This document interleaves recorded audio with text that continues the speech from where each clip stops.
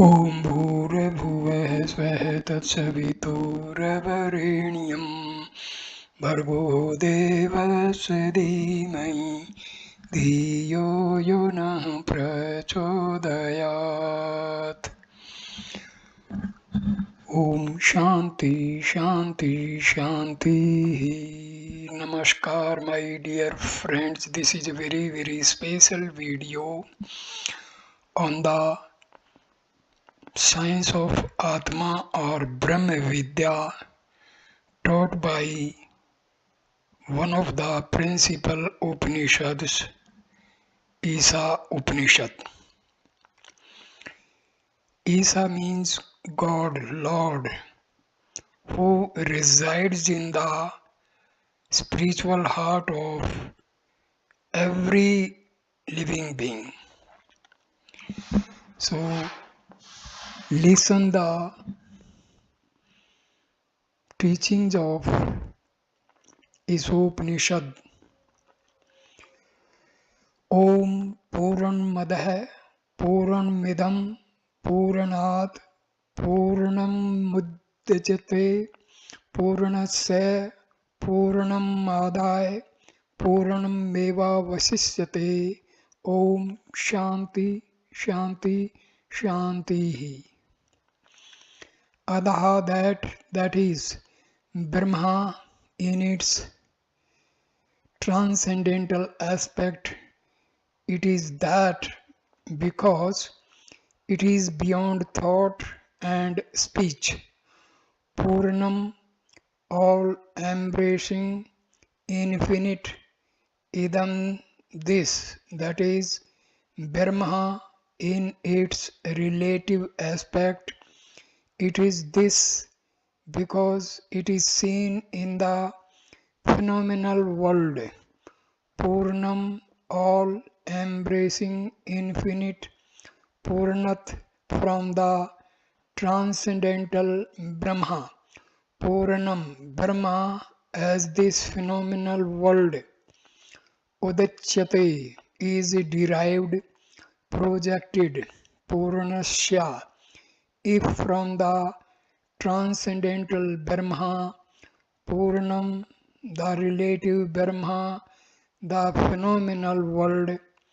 Adaya is taken away, that is rejected by the knowledge that it is unreal and only a superimpositional. Purnam eva sishyate, the infinite and all embracing Brahma remains infinite. In fact, Om Shantihi, peace to the individuals, Shantihi, peace to the planets, Shantihi, peace to the animals. Invocation. Om, that Brahma is infinite. This phenomenal world is also infinite, but this is only a projection of that. Nevertheless, if this is taken away, that remains infinite as before. Om, peace to the individuals, peace to the planets, peace to the animals. The idea is that the phenomenal world has no independent existence. It exists only because it is supported by Brahma. It is only a superimposition on Brahma. Sometimes, if we walk along a road in the dark, we might mistake a rope for a snake. This delusion is possible because of the rope. When this delusion goes, there is no longer a snake. It has merged into the rope. Similarly, when we know Brahma, which is also our self, the world merges into it. Isha Upanishad. The word Upanishad does not refer to a book, it refers to knowledge, but this knowledge is not ordinary knowledge. It is knowledge of the highest order, that knowledge which gives you peace, happiness, and a sense of blessedness. In order to get that knowledge, you must go to a teacher who himself has that knowledge. If you are blind, you would not go to another blind man and ask him to lead you.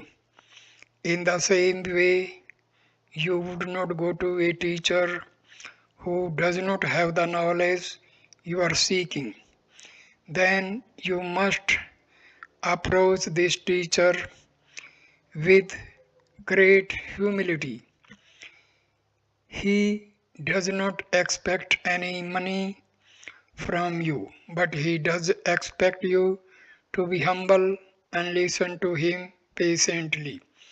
And he also expects that you will love and respect the truth he will be teaching you. You must have great yearning for that truth, and you should approach the teacher after you have gone through the prescribed moral and spiritual disciplines. The Isha Upanishad is so called because it starts with the word Isha. Isha means the Lord who is the inmost self of all. Unlike other Upanishads, the Isha is all in verse, and many people think it is the oldest and best of the Upanishads. It is found in the Sukla Yajurveda, though it forms a part of the Samhita section, which normally deals with the rituals. The Isha Upanishad concerns itself only with non dualistic knowledge and has nothing to do with rituals. As a rule, Upanishads bristle with disputes about knowledge and ignorance, the real and the unreal, and the one and the many. But the Isha Upanishad very succinctly resolve all these disputes. It shows how all that is relative finally dissolves into one absolute existence. This absolute is nameless and formless. In common usage, it is referred to as Brahma, the biggest, or the Paramatman, the cosmic self. This Brahma or Paramatman is the essence of our being and underlies all that exists. In names and forms, there is diversity, but in spirit, there is only one. The nature of this one and our relationship with it is the subject of inquiry of this Upanishad. Ath Isopanishad. Now, actual Upanishad starts with mantra number 1. Om Isha Vasham Idam Sarvam यत्किंच जगत्याम जगत तेन त्यक्तेन भुंजिथा मा गृदः कस्यस्वधनम्.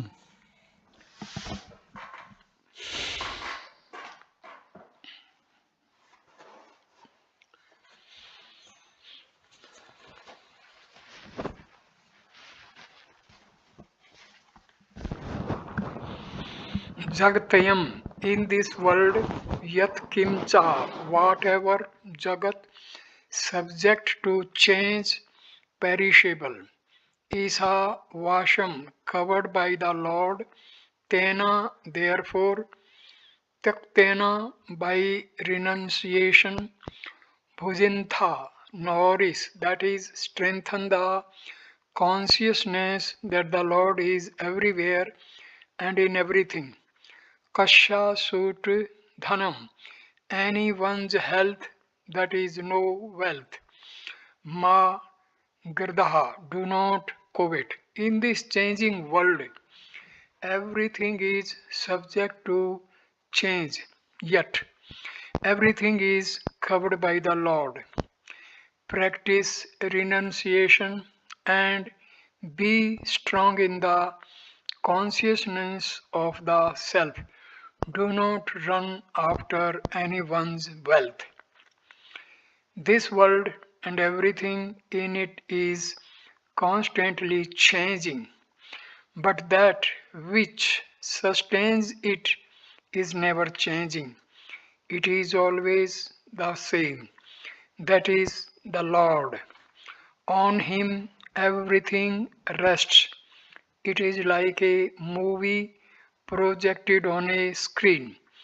The movie changes, but the screen is constant. Similarly, the phenomenal world is projected on the Lord. It is a mere superimposition, like seeing a snake superimposed on a rope on a dark night. The snake has no independent existence.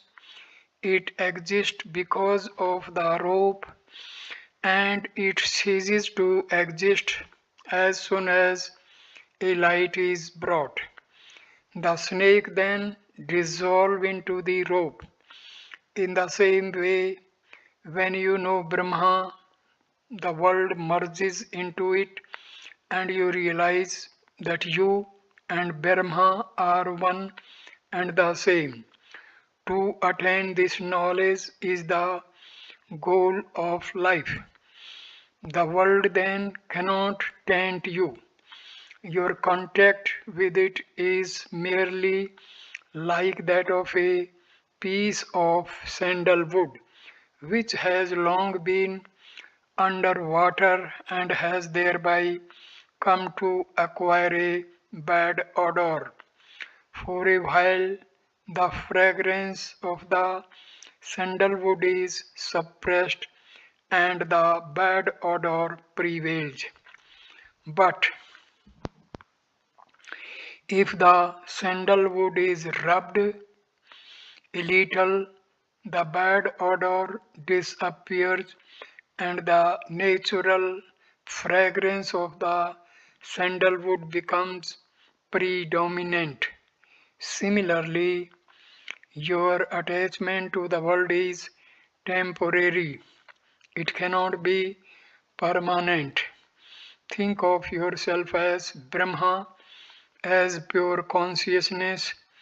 Think intensely and constantly in this way. The attachment you now have to the world will then go. But how can you attain the knowledge of Brahma? You can attain it by the practice of renunciation. You have to keep reminding yourself that the world with all its allurements is not real. That is, it is not real in the sense that it is transitory. Only Brahma is real because it is imperishable. You must renounce this world and concentrate on Brahma. Gold may be alluring, but it is transitory. You should never run after things that are ephemeral.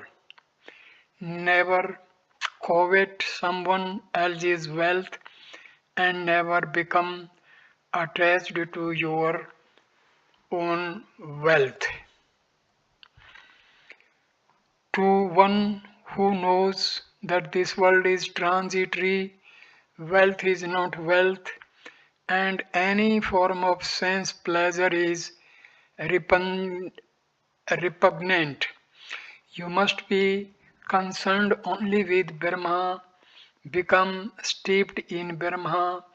Brahma alone is real, and you are that Brahma. Nurture this consciousness and become oblivious to everything else.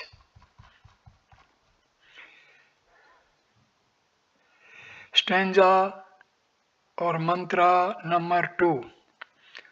कुर्वन्नेवेह कर्माणि जिजीविषेच्छतं समः एवं तव्यि नान्यथेतोऽस्ति न करं लिप्यते नरे. Karmani kurvan iva, a man doing his work as prescribed by the scriptures. Iha here, in this world, satam samaha, 100 years. Javishet, may want to live. Evam, in this way, Tvai nare, to you, O man, karmana lipyate, the fruits of your work will not attach themselves. Anyatha na asti, there is no other way. A man may wish to live for 100 years, performing his duties as prescribed by the scriptures. O man, if you do your duties in this way, then the results of whatever you do will not cling to you. There is no other way. The earlier mantra was a call to renounce. There is no point in running after the pleasures the world has to offer. These pleasures are momentary. If we run after them, we will only land ourselves in trouble, for the pleasures will soon be gone and we will suffer. But not everyone is in a position to renounce. The fact is that most people want to enjoy life, and this mantra addresses itself to such people. It tells them that there is no harm if they want to live a long life for say 100 years. They may live that long, but they must fulfill their desires strictly according to the rules laid down by the scriptures. This will slowly lead to the purification of the mind, that is, the hankering for sense pleasures will go. The spirit of discrimination will grow strong, and love for self knowledge will develop. When this happens, they will no longer be attached to the fruits of what they have been doing all their lives. The end result is that they will be ready for the life of renunciation. This is the only way for people who cannot immediately renounce. They need not feel lost. They can take time, but sooner or later they have to come to the path of renunciation. Till then, they must follow the path as defined here. Mantra 3. Asurya nam te loka andhen tamsa averta तांस्ते प्रत्याभिगच्छन्ति ये के चातम हनो जनः asuraha sunless fit for demons. Nama known as such. Andhena blind because devoid of self-knowledge. Tamsa by darkness. Avartaha enveloped they such. Lokaha worlds. Plans of existence. Ye kecha atamhana. Those who are devoid of self-knowledge and are therefore like people who have committed suicide. Te parteya, they after their death. Tan, those that is those words. Abhiyachanti, enter, are doomed to be in. Janaha, people. There are worlds known to be sunless and fit for demons.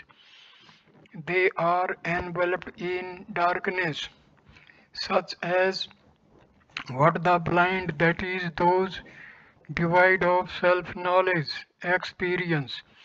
Those people who have neglected the attainment of self knowledge and have thus committed suicide, as it were, are doomed to enter those worlds after death.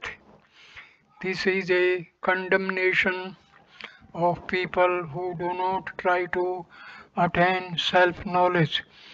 They are, in a real sense, committing suicide, for what can be worse than being a slave to sense enjoyment, completely oblivious of the real purpose of life, which is to be your own master. In order to be your own master, you have to realize that you are identical with Brahma, the cosmic self, that you are pure consciousness, ever free without name and form, and unconditioned. You are not subject to any modification without beginning and end. Beyond thought and speech, your existence absolute, knowledge absolute, bliss absolute. When you know this, you are free. You are no longer you no longer swing between birth and death. If you do not try to know who you really are, you are indeed committing suicide. You are inviting the ignominy of a slave's life in this world and a similarly unfortunate fate after death. Stanza number 4.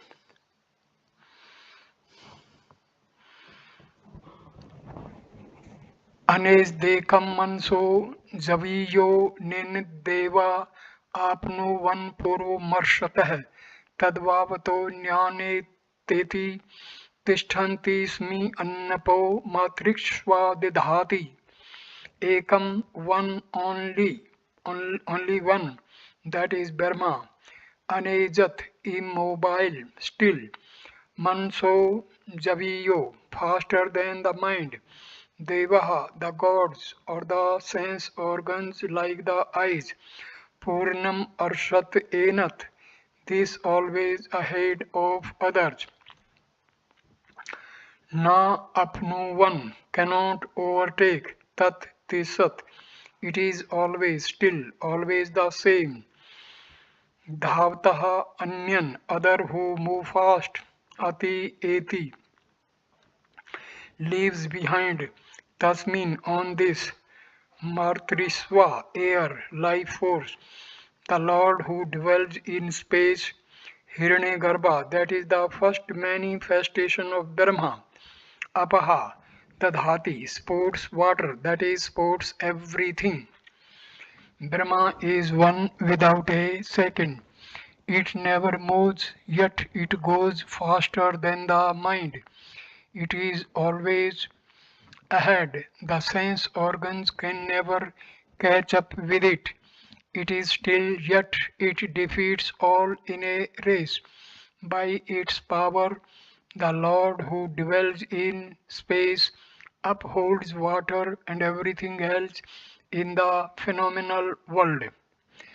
Brahma, the Self, is one without a second, complete in itself.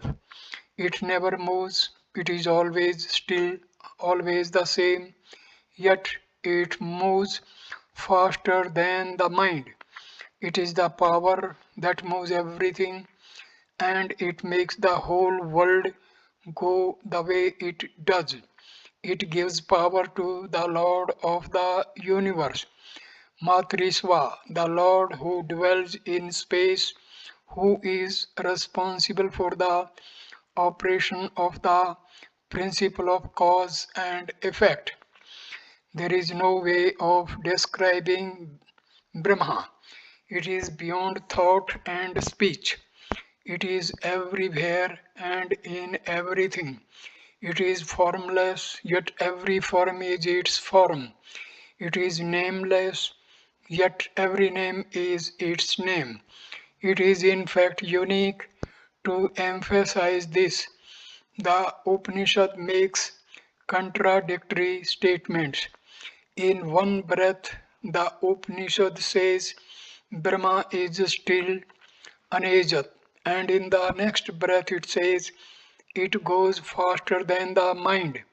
Manaso Javio. What does it mean by this? The answer is Brahma has two aspects. In one aspect, it is without attributes, Nirguna. It is the absolute.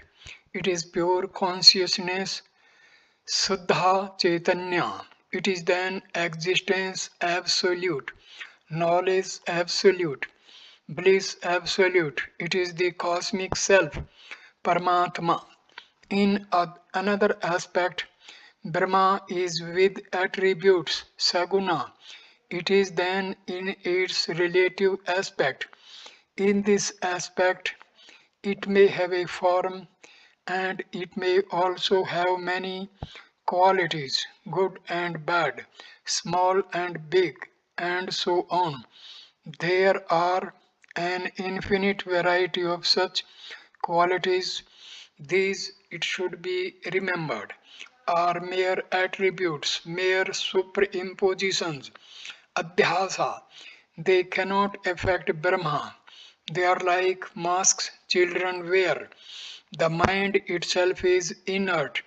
It can function only when the self, that is the Atma, which is another name of Brahma, animates it. It cannot move faster than the self because it is the self that makes it move, and the self is everywhere. This also applies to all other organs called devas because they reveal of the body, and this applies to all of the elements in nature. It is the power that works behind the cause as well as behind the effect. Take the case of the air. When it is associated with the self, air is called the life force. But air by itself cannot sustain life. Air is also called Matriswa because it moves about Swa in space, Mantri, Matri. But it becomes active when it is associated with the cosmic self. It then becomes Hiranyagarbha, the first manifestation of Brahma as an individual, or Sutratma, the cosmic self of all, like the thread passing through a garland. It is in this aspect that Brahma controls every phenomenon in nature. From fear of it, fire burns. From fear of it, the sun shines. From fear of it, Indra and Vayu and death, the fifth run Katha Upanishad. Nothing can happen independent of Brahma, yet nothing affects it. The whole phenomenal world including everything in it, is derived from Brahma, is sustained by it, and dissolved in it.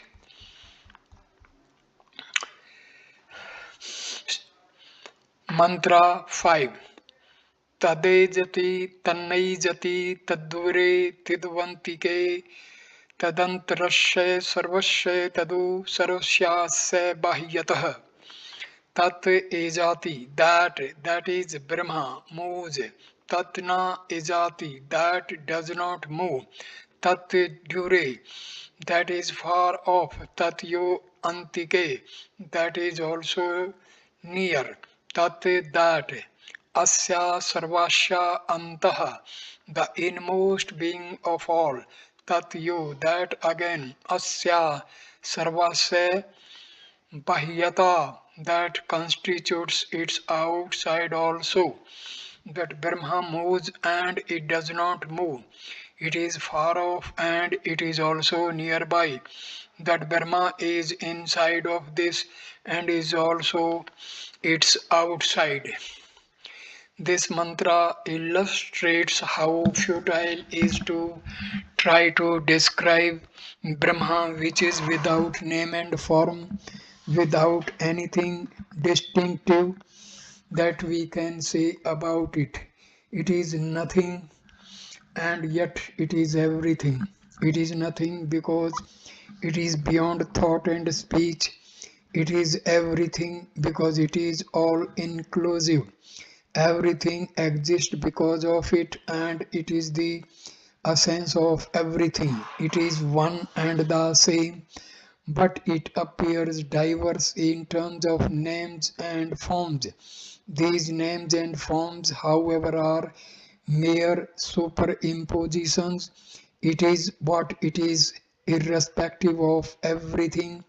If it is unchanging and unchangeable, and it is never conditioned by anything, it is both immanent and transcendent.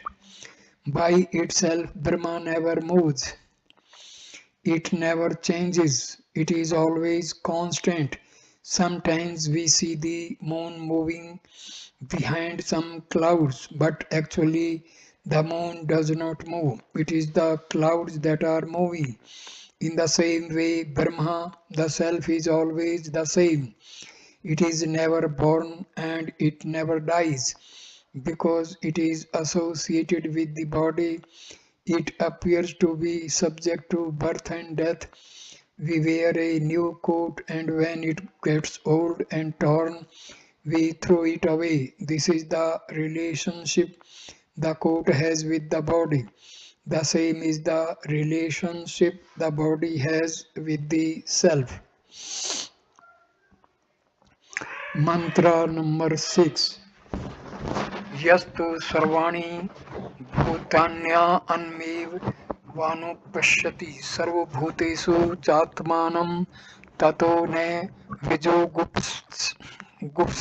gupste yatu but he atmani eva in himself sarvani bhutani anupashyati sees all beings sarva bhutesu cha and in all beings atmanam anupashyati sees himself tataha from that experience na vijay gupsate cannot hate anyone.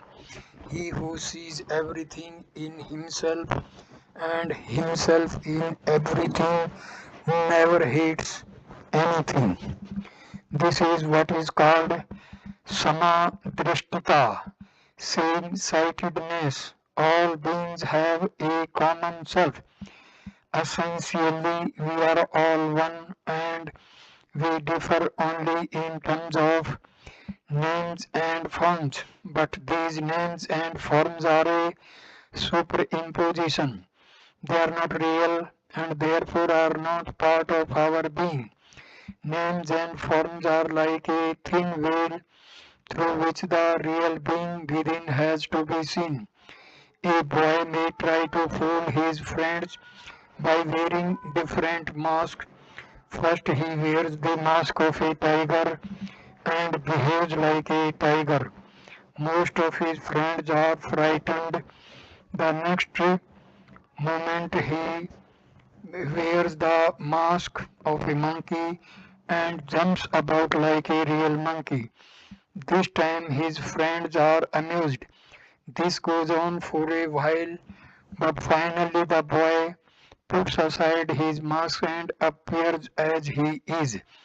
The boys then know that he is one of their own. He had always been the same, but the mask made him look different. We are all one and the same. Brahma only the names and forms make us look different. This mantra urges us to see that we are all one in a sense. From Brahma down to a blade of grass, there is only one single entity. It is not a matter of parts joined together to make a whole. The self is homogeneous. If I if one if I hurt you, I hurt myself. We can only be happy when we are all happy. We are all one humans, animals, insects and plants. The goal of life is to realize this oneness of being. To feel one with all leaves no room for hatred or secrecy. There is only room for love. Mantra number 7. यस्मिन् सर्वाणि भूतानि मव भूदिवजानतः तत्र को मोह कै शोक एकत्वमनुपश्यत. Yasmin, when or where, Atma eva, the self only, Sarvani Bhutani, all beings, Abhut, have become, Tatra, then, Vijantaha, to one who knows this, Ekatvam Anupashyataha, seeing everywhere the same. Ka moha, what attachment, Ka sukaha, what sorrow. When a person knows that he himself has become everything and he knows the oneness of things, how can he hate or love anything? The true test of self knowledge is that you feel that you are one with all. You are everywhere and in everything. There is no two, there is only one, and that one is you yourself. This sense of unity is the highest goal of life. No doubt there is diversity at the empirical level, but it is you yourself who have become diverse by assuming diverse names and forms.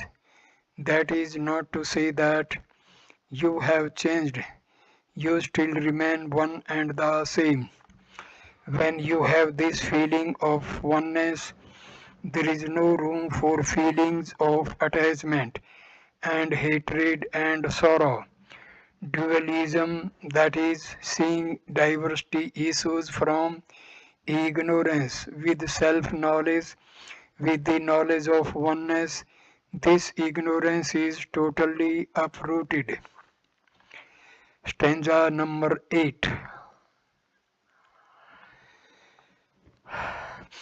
स प्रियगाछु करम काम्यम वर्ण मसनाविवरम शुद्धम पाप विद्धम कविर्मनीषिः प्रभु स्वयंभू यार्थातयोग अर्थान विधा अचितिभ्य समाभ्य सह पर्यागत. He, that is the cosmic self, has penetrated everywhere.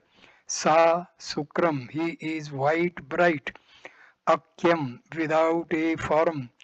Avranam, whole sound without a wound. Asna Viram, without sinews, that is without a physical body. Suddham, pure. Apar Pavidham, unblemished, that is, no trace of ignorance. Kavihi, wise, enlightened. Mamsi, all knowing, complete master of his mind. Prabhu, supreme, his place is above everyone else. Swambhu, of independent origin, not created, manifested by his own will. Sasvat Sambhu, eternally earthen, affairs, fruits of actions. Yathata Yataha, Vedhatat, dispensing justice to all according to their due. He, the Self, is all pervasive, radiant, without a form, without any defect, immaculate, untainted, all knowing, the master of his own mind, the best of all, of independent origin and eternal. He dispenses to each his due. Here, the discussion is on how peace can be obtained as long as there is a sense of dualism. Our relations, our relations with others are bound to be sometimes friendly and sometimes hostile. The ideal is to have a mind that accepts the whole world as its own, a mind that is as broad as the sky. It should be pure, bright, free, and all embracing. This is possible when we feel ourselves to be the self of all. Non dualism believes that this is the true nature of the self. Hit some otherwise, hit seems otherwise, it is because of some adventitious attribute. It is no part of its being. The self is purely a witness, not involved in any part of the phenomenal world. Yet the phenomenal world goes on only because of the self. It is like a lamp. A lamp gives light without which nothing good or bad can be seen. But the lamp is not affected by whatever way the light is used. The position of the self vis-a-vis the phenomenal world is like that. Mantra 9. Mantra 9. अंधं तमः प्रविशन्ति ये विद्यामुपासते ततो भूय इव ते तमो ये ओ विद्यायां रतः. Andham, blindness implicit in the ignorance of the self. Tamaha, darkness characterized by I and mine, egotism, vanity, etc. Parvisanti, enter, ye who, avidyam upashate, mechanically perform sacrifices, tata bhuya iva, into deeper, tamaha, darkness, ya, you, he, vidyayam, rata, worship gods and goddesses, those who mechanically perform sacrifices, avidya, go into a darkness that is like being blind, but those who merely worship gods and goddesses, Vidya, go into a deeper darkness. Blinding darkness here implies ignorance, and those who worship gods and goddesses go into a deeper darkness because they seek rewards for their worship.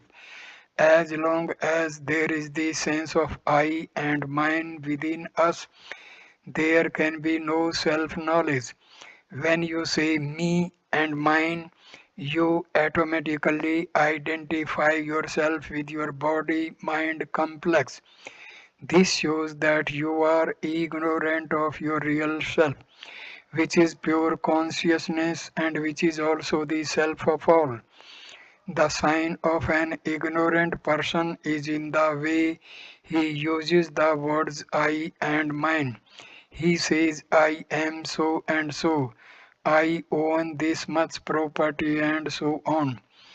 An ignorant person has many desires in his mind, and because of these desires, he is born again and again. He has to have a body, otherwise, he cannot satisfy his desires. But the more he tries to satisfy them, the more they grip his mind. This goes on endlessly, but it is given to a human being to think, reason, and discriminate. Thus, he soon comes to realize that the path he has been following cannot give him peace of mind. He understands that he has to choose another path, the path of renunciation. As long as he does not practice renunciation, he gropes in the dark like a blind man and he suffers. There are two types of such people who grope in the dark. One type worships avidya, ignorance, that is, they mechanically perform the prescribed sacrifices without any thought as to why they are doing them. No wonder they grope in the dark. They are doomed unless somebody the truth dawns on them. Someday the truth dawns on them that to save themselves they must seek self-knowledge. Worse, however, is the situation of the other type, those who worship Vidya.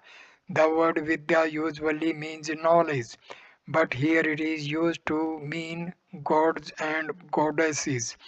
Some people worship gods and goddesses so that they may someday attain the same status. They may get their desires fulfilled, but this will only delay their liberation. That is why the Upanishad says that they will be in deeper darkness. Mantra 10 अन्ये देवाहु विद्या हुर्विद्या इति सुश्रुम धीराणाम ये नस्ति Divij चचक्षिरे anyat different eva nothing but ahu say, that is scholars say, vidyaya by worshipping deities. Anyat different ahu say, avidyaya by performing sacrifices, that is agnihotra and other sacrifices. Naha tat vichas chaksire, they told us, ye those, iti susruma, this we heard, dhranam from wise men, dhiranam from wise men. Scholars say that the path of avidya, performing agnihotra and other sacrifices, and the path of vidya, worshipping gods and goddesses, produce different results. Wise men confirm this. Vidya and avidya both are hindrances to self-knowledge, but Vidya is even worse than avidya. The word Vidya is used here in a special sense. Here it means worshipping gods and goddesses.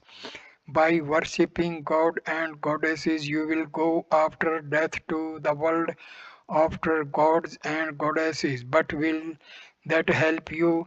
The time you spend there is wasted, because if you were not there, you could have spent that time moving forward towards self knowledge, which is your goal. In the world of gods and goddesses, you cannot do that, and thus you go deeper and deeper into darkness. Avidya is karma and therefore a hindrance. You perform avidya, that is, you perform agnihotra and other sacrifices. That this is a roundabout way of purifying the mind, and it is also groping in the dark, but it It may not have as heavy a toll on your time and energy as the other. The final advice by Sanikara is combine both work and worship together. They may quicken your pace towards self knowledge because it will lead to chitta shuddhi, purification of the mind.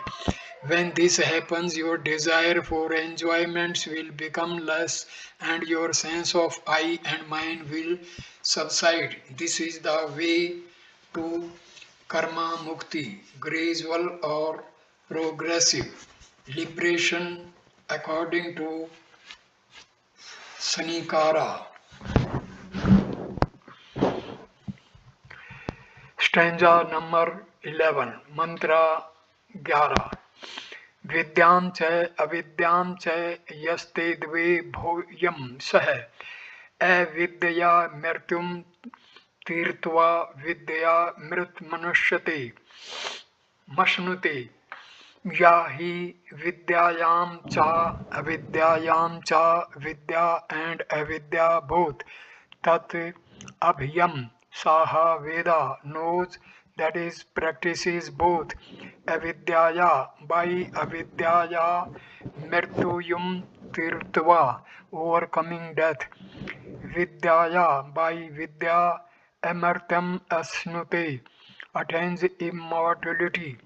He who worships God and goddesses Vidya and also performs sacrifices avidya attains immortality by sacrifices avidya and attains bliss by worshipping God and goddesses Vidya. The condition in both cases, worshipping God and goddesses and performing sacrifices, is that the person should have no motive for personal gain.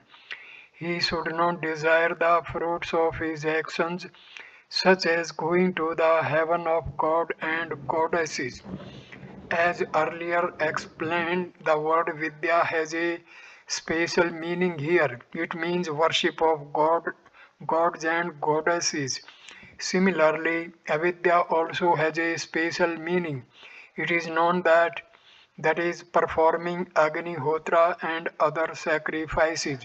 Such karmas are obligatory, but if they are done without any attachment to their fruits, they help purify the mind. Combining karma and worship is a path to gradual liberation. Sankara approves this for those who are not yet ready to renounce. But suppose you but suppose you follow the two paths separately. If you perform avidya, you will go to Putraloka, the world of your ancestors. This is a dark region because it is far removed from self knowledge. In fact, you will have to wait a long time to attain self knowledge. But if you worship Vidya, that is gods and goddesses, you go into still darker regions and your attainment of self knowledge is even further delayed. True, you go to Devaloka, the heaven of gods and goddesses, but you are caught in the pleasures there and you remain there until the fruits of your worship are fully exhausted. You are then reborn as a human being and your struggle resumed from where you left off. This is why Vidya is considered worse. But if you combine the two, that is, perform the obligatory karmas without any attachment to the fruits, and at the same time worship God and goddesses again without any desire to go to heaven, then you can get the benefit of both liberation and bliss. For those who are not yet ready to renounce, this path is recommended. Stanza number 12. अंधं तमः प्रविशन्ति ये संभूति मुपास्ते ततो भूय एते तमो ये ओ संभूत्याम रतः. Ye asambhutim upashate, those who worship the unmanifested, andham tamaha parvishanti, enter a dark region where they are totally blind. Ye yo sambhutam rataha, those who are preoccupied with the manifested, tataha bhuyaha iva te tamaha, enter into deeper darkness. Those who worship the unmanifested, the causal state of the world, go into a darkness that is like being blind. But those who worship the manifested, the world as see around us, go into a deeper darkness. Asambhuti, unmanifested, Sambhuti, manifested. Indian philosophy does not believe in creation. It does not agree that something can be created out of nothing. There must be a cause before there can be an effect. The cause may not be seen, but it must have existed at some time. For instance, there is a big banyan tree before you. Where did it come from? It comes from a seed lying underground. The seed was lying there unseen, but it was there all the same. It cannot be said that it did not exist. The tree was in the seed, lying unmanifested, and now it has become manifested. All we see around us, the plants, the vast sky, the mountains, rivers, plains, forests, human beings, animals, etc., all were at one time unmanifested. They were a part of Asambhuti. Asambhuti is the same as Prakriti, nature, and it is a state where all the forces are in harmony with each other. Indian philosophy gives the names Sattva, Rajas, and Tamas to the three forces so long as there is harmony among these three forces. There is no manifestation. It is difficult to describe what exists. It is unspecified existence. Like an ocean without ripples, it is infinite, unvarying oneness. But somehow or other, at a certain point, the harmony is disturbed. Why it is disturbed, no one knows. It is perhaps in the very nature of things that this disharmony should take place. This is the starting point of Sambhuti, manifestation. The one becomes many. The many was in the one and it is then becomes manifest. Its first manifestation is called Hirane Garbha or the firstborn. Whether you worship Asambhuti or Sambhuti, the result is the same. You are groping in the dark. You may know nothing about Asambhuti, yet you may worship it anyway. Perhaps you worship it out of fear or from the expectation of getting something you desire. In either case, you are blind and helpless, and you are constantly afraid of the unknown. You are worse off, however, when you worship Sambhuti, the manifested world. There are things in it that frighten you, and there are also things that tempt you. Either way, the result is not good. You are a helpless slave. To emphasize this, your condition is described as being in greater darkness. But Vedanta tells you to look inside yourself. Yourself is supreme. So long as you are a slave to anything outside yourself, you can never be happy. Vedanta tells you to be your own master.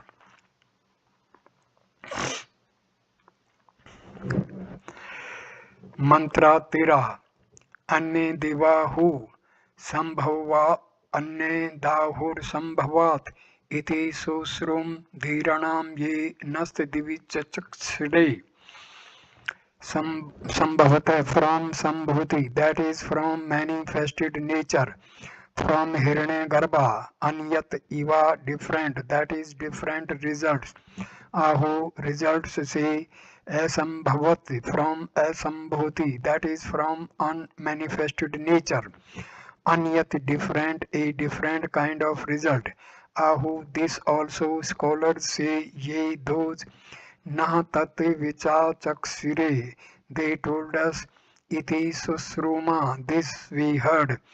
Dhiranam from wise men. Scholars say that the worship of Sambhuti, Hirne Garbha and Sambhuti Prakriti produce different results. Wise men confirm this.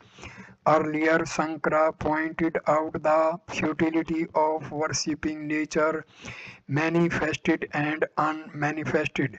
By worshipping manifested nature, Hirane Garbha, you might at best acquire some extraordinary powers.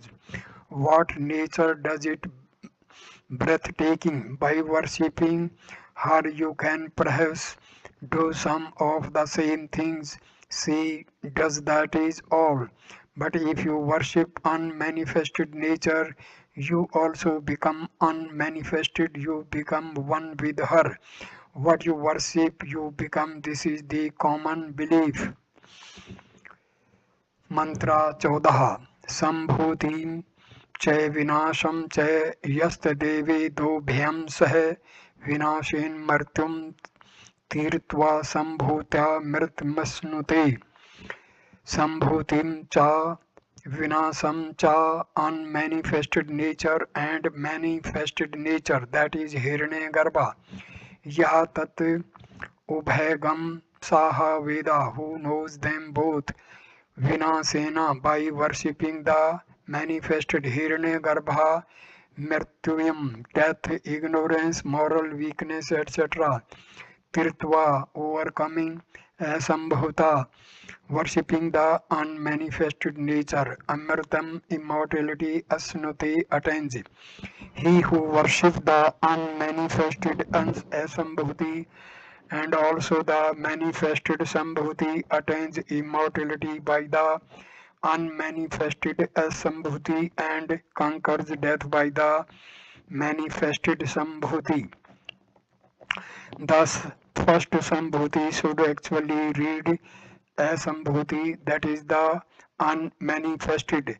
The A is missing from the sake of the meter. Vinasa, death, is Hiranyagarbha, who is the first manifestation of Sambhuti. Hiranyagarbha is so called because he will someday go into dissolution. That which is manifested may also be unmanifested. The ultimate reality too can be both manifested and unmanifested. We should remember that reality is one and the same, whether manifested or unmanifested. If we start by worshipping the manifested, that is Sambhuti or Hiranyagarbha, we may attain supernatural powers. Modern science is proof of that man can do. We certainly can overcome many limitations of life. We can even overcome the fear of death. If we worship Hiranyagarbha, we will be like him. Hiranyagarbha is subject to death because everything that comes into being will someday cease to be. This will teach us that death is not the end, it merely means a change of form. When we realize this, we will have a sense of immortality, and in this way, we conquer death. We should love to worship the unmanifested. Also, when we learn to love the unmanifested, we become one with it. The unmanifested is nature, and nature is eternal. Thus, we also become eternal. Sambhuti and Asambhuti become both way. Both may give us a sense of eternity, but that is relative eternity. Real eternity is possible only through self knowledge. Vidya and avidya, Sambhuti and asambhuti, all these are within the parameter of ignorance. They may give us a sense of freedom for a while, but no permanent freedom. We are still within the clutches of karma.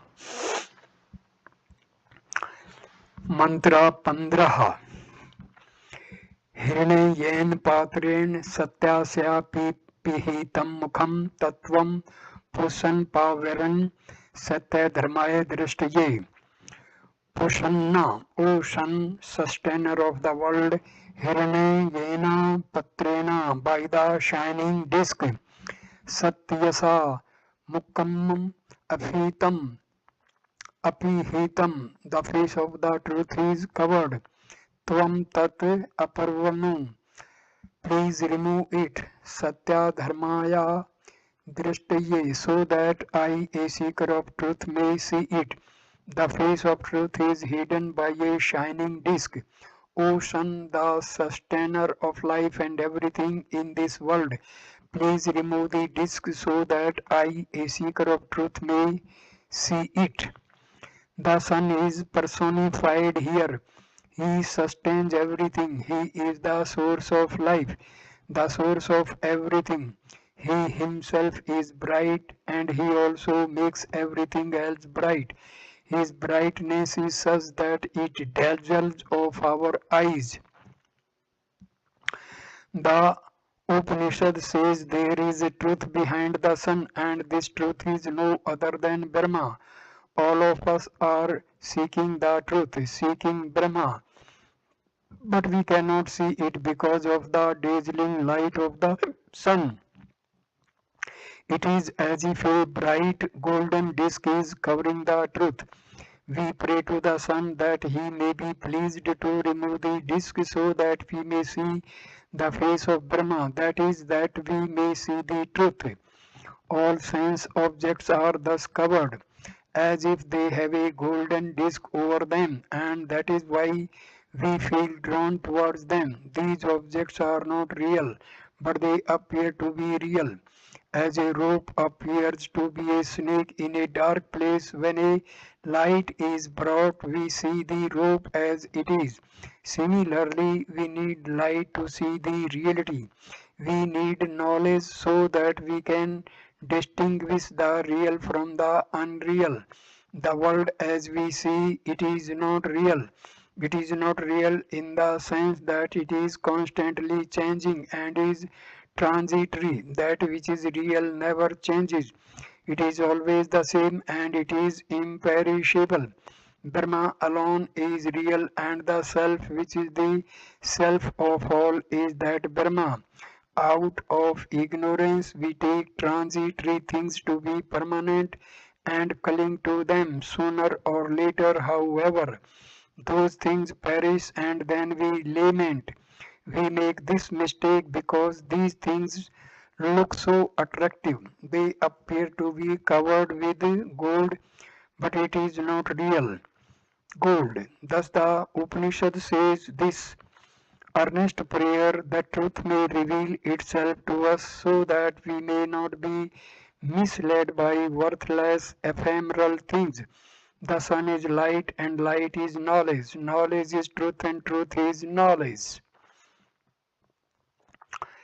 Mantra 16 प्रसन्ने कर से यम सूर्य प्राजापत्य है व्युः रश्मिन् समूह तेज है यत्ते रूपम कल्याणतमं तत्ते पश्यामि यो सावस्सो पुरुषः सोऽहमस्मि Pushan, O Sun, O nourisher of the world, Ekarse, O Ekarsi, O lone traveler, Yama, O guide along the path of truth and righteousness, Surya, O sun, Parjapatya, O son of Parjapati, the Lord of all beings, Rasmin, Vyuha, gather your rays, Samuha Tejah, withdraw your light, Yat Te, so that your Kalyantamam Rupam, most gracious form, Te Tat Pasyamai,